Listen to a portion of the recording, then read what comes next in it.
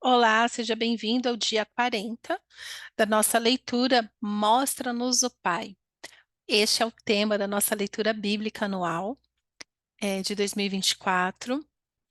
No nosso cronograma, hoje é o livro de Êxodo, capítulos 38 e 39. Então, até aqui, o que que nós vimos? Nós vimos Deus falando diretamente com Moisés. Moisés recebeu todas as instruções de Deus e depois Moisés executou tudo que Deus ordenou. Então não basta Deus te falar, você tem que obedecer e fazer. Então aqui no capítulo 39, a partir do verso 32, nós lemos: Assim foi encerrada toda a obra do tabernáculo, a tenda do encontro. Os israelitas fizeram tudo conforme o Senhor tinha ordenado a Moisés. Então trouxeram o tabernáculo a Moisés, a tenda e todos os seus utensílios, os ganchos, as molduras, os travessões, as colunas e as bases, a cobertura de pele de carneiro tingida de vermelho, a cobertura de couro e o véu protetor, a arca da aliança com as suas varas e a tampa, a mesa com todos os seus utensílios e os pães da presença, o candelabro de ouro puro com a sua fileira de lâmpadas e todos os seus utensílios e o óleo para iluminação, o altar de ouro, o óleo da unção, o incenso aromático e a cortina de entrada para a tenda, o altar de bronze com a sua grelha, suas varas e todos os seus utensílios, a bacia e a sua base, as cortinas externas do pátio com as suas colunas e bases e a cortina para a entrada do pátio, as cordas e estacas da tenda do pátio, todos os utensílios para o tabernáculo, a tenda do encontro, e as vestes litúrgicas para ministrar no lugar santo, tanto as vestes sagradas para Arão, o sacerdote, como as vestes de seus filhos para quando servissem como sacerdotes. Os israelitas fizeram todo o trabalho conforme o Senhor tinha ordenado a Moisés. Moisés inspecionou a obra e viu que tinham feito tudo como o Senhor tinha ordenado. Então Moisés os abençoou. Eu amo a liderança de Moisés. Já falei que ele é o meu predileto. Porque assim, Moisés, primeiro, porque ele via o Senhor face a face. Ele tinha intimidade com Deus. E Deus o encontrou no lugar que ele estava fugindo, ele já não tinha mais esperança, de repente, ele já estava conformado com aquela vida, e o Senhor veio até ele e falou assim: Eu vou te usar, é você o escolhido para libertar o povo de Israel. E no auge dos seus 80 anos, ele se torna o líder de Israel, lib- se- aquele que iria ser usado por Deus para libertar o povo. Só que a liderança de Moisés é uma liderança amável, firme, como nós já vimos aqui, ele se irá com o povo e dar bronca no povo, mas também essa liderança amável, um coração compassivo que intercede ao favor do povo. E Moisés, ele consegue ouvir do Senhor e passar exatamente aquilo que ele ouviu do Senhor, as instruções para o povo para realizar o trabalho do Senhor. Mas ele não apenas fez isso, ele inspeciona o trabalho, ou seja, será que aquilo que Deus mandou fazer, eu transmiti para o povo, será que o povo realmente fez? Ele tinha essa preocupação porque ele tinha o compromisso com o trabalho de excelência. Então, esse líder que ouve de Deus e passa, inspeciona, realmente está junto do povo, é justamente o que nós mais sentimos falta hoje como igreja, porque nós temos atualmente pessoas assim excelentes na pregação, no ensino da palavra, são eloquentes, conseguem pregar, mas as ovelhas estão morrendo de fome, porque os pastores não conseguem alimentar com a palavra de Deus e não conseguem pastorear o coração das pessoas. Porque para pastorear o coração do rebanho, tem que estar junto do rebanho. Tem que inspecionar não segundo a sua vaidade, mas tem que inspecionar segundo a palavra de Deus. Será que a obra que nós nos propusemos a fazer realmente tem a excelência que Deus merece? Será que o trabalho que foi dado a nós, porque lembre-se, Deus deu a Moisés, Moisés deu ao povo, Moisés tinha uma responsabilidade com Deus para que tudo fosse feito exatamente como Deus ordenou. E hoje em dia, o que nós temos são líderes vaidosos que fazem da própria cabeça, não pergunta para Deus, faz de qualquer jeito, obras intermináveis, manipulando, explorando o povo, mas a obediência, a obediência do povo faz a obra ser concluída, e não apenas concluída, mas feita exatamente como Deus tinha dito. E trazendo para os nossos dias hoje, além dessa bagunça que está a igreja, vamos pensar na nossa casa. Quando você quer, quando você está casado, pergunte para o Senhor a obra que Ele quer fazer na sua família e se submeta ao Senhor para ouvir dele como educar os seus filhos, como você deve tratar o seu cônjuge. Esta é a obra na sua casa. Se você precisa cuidar mais do seu lar, mas você não tem dotes culinários, peça a Deus, estude, faça acontecer, mas faça no temor do Senhor.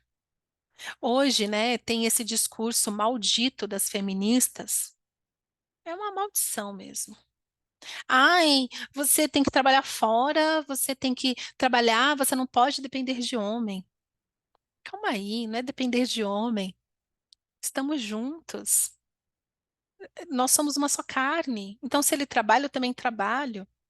Se ele trabalha, eu coopero para que a nossa família cresça e fortaleça. Cada um na sua função. E tá tudo bem. Queridos, nós precisamos buscar mais o Senhor para saber a obra que Ele quer fazer a partir da nossa casa, para que em obediência a tudo que ele nos entregar, essa obra seja concluída. Então, hoje, eu quero te convidar a buscar o Senhor como você nunca buscou antes, e entregar para o Senhor a começar a sua casa, o seu secreto. Porque às vezes as pessoas buscam o Senhor para ser um bom profissional, isso é louvável também.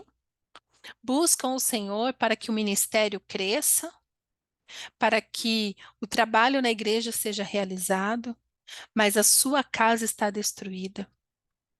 O tabernáculo, o Senhor falou, queria mostrar para o povo de uma maneira palpável que Deus estava entre eles. Mas agora, pela fé em Jesus, Deus vem habitar em nós, não entre nós. Esta é a obra que se torna manifesta a partir da nossa casa. Porque é na sua casa que mostra onde realmente está a sua adoração. Os seus relacionamentos restaurados na sua casa mostra se de fato hoje você conhece a Deus de verdade. Não um Deus distante, mas um Deus que você chama de Pai. O Pai quer nos levar a este lugar onde temos consciência que Ele está em nós. E essa é a guerra que travamos dia após dia, que Paulo tanto falou, que a carne milita contra o espírito. Que guerra é essa?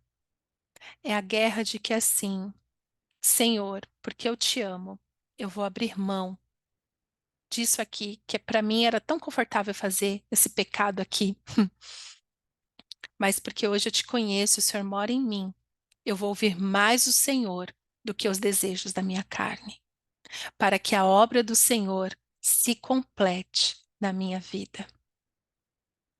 A palavra de Deus também diz que aquele que começou a boa obra nas nossas vidas não desanimará Ele irá de completá-la até ser dia perfeito.